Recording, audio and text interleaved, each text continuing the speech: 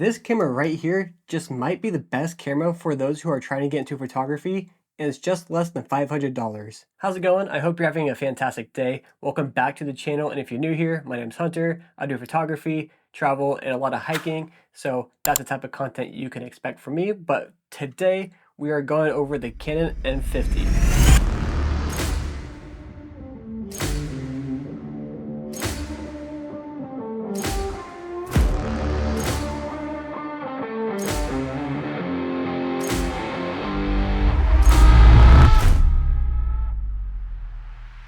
This little lightweight camera carries a huge punch in its little tiny body. Even though it is an APS-C crop sensor camera, you could do so much with it, especially for those who are quick and on the go. But if you're into photography and you want to get more into it and you're not wanting to break the bank, this little camera just under $500 seriously is really nice, and I love it. On this little camera, I have a 15 to 45 millimeter lens, super tiny. I think it was about 70 something dollars. That is interchangeable, so if you want to upgrade lenses and get new lens, you can just pop it off and you're good to go, which is super nice and convenient. And one of my favorite things about this camera is that it's a perfect camera for those who are trying to get into photography and use it as an introduction into the world. So let's go ahead and take this little baby out into the field and show you why this might just be the perfect camera for you if you're just starting out. Okay, we're in the redwoods. I decided to come out here to shoot photos because during this time of day, during this time of year, it's like pretty good lighting in some spots, and the lighting always changes out here. So I think this is a really good area to take the camera around and just work with it and see what type of shots I can get with it, but also show you the fun features and just show you how good the shots actually come out with this little camera. So while I was actually setting up this shot, I looked over here where all these ferns are right behind me, and it looks really good. So I'm gonna actually shoot this. Let's go ahead and turn this baby on. I'm gonna take the screen out, flip out screen, shoot vertical for this shot because I'm loving how the ferns are on the bottom and we have all these trees up on top. It looks really good. And actually for this shot, I'm shooting at f3.5 at 1/200 of a shutter, and my ISO is at 800. That lighting for it just seems perfect. I don't know if you guys can see that. Yeah, it's just like perfect settings for it. And right now that moodiness is hitting and it just looks so good. So let's go ahead and get this shot. The first shot with the Canon M50, you're gonna be super surprised on how good it comes out. And let's try landscape too. Oh, landscape's pretty sick. All right, we got the shot. We're gonna hop down and shoot the same spot, but from the ferns point of view. So I'm gonna get down low in the ferns and I'm gonna shoot through it to create some depth in the shot and just show you how vast these trees really are. So let's go ahead and set that up. Gonna hit our selection of where we want the focus at, f3.5, and we're just gonna take the shot.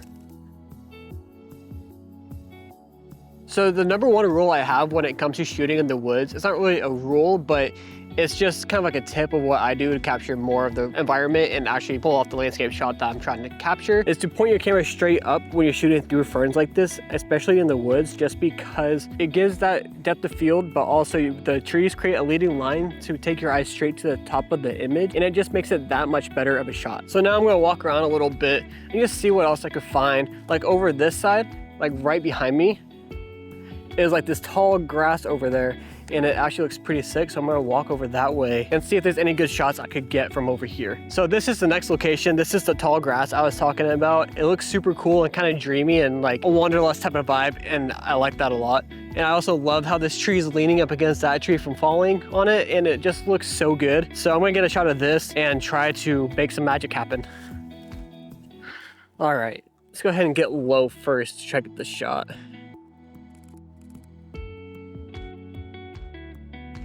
Actually super cool.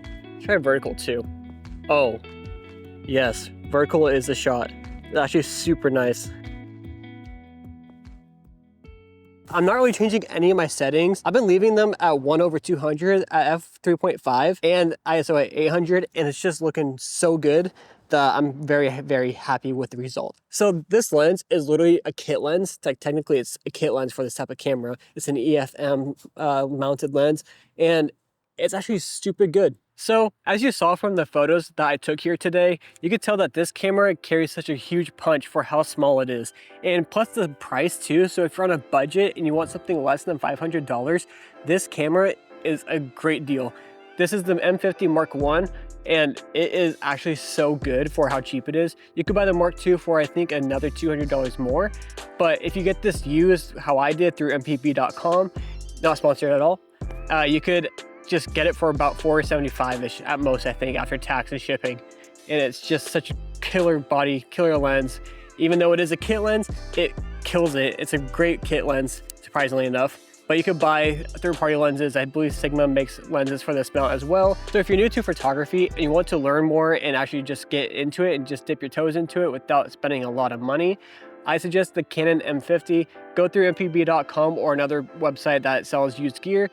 The reason why I like mpb.com is just because they take photos of the actual product you'll be getting. So you could just look for dings and scratches. If you don't want that, you could find one that is in pristine condition and pay for that one. Now, if you have any questions about the Canon M50 itself, let me know down in the comments below. I'd be more than happy to help as much as I can. If not, I could send you some links to other websites that actually have a lot more details about this camera itself. If this video helped you on making the decision to pick up the Canon M50, let me know by leaving a like on this video. It helps a lot more than you know. And also be sure to subscribe so that way you don't miss out on a future video. And while you're at it, hit that bell notification so that way you're notified when I drop a new video. But other than that, I will see you on the next adventure.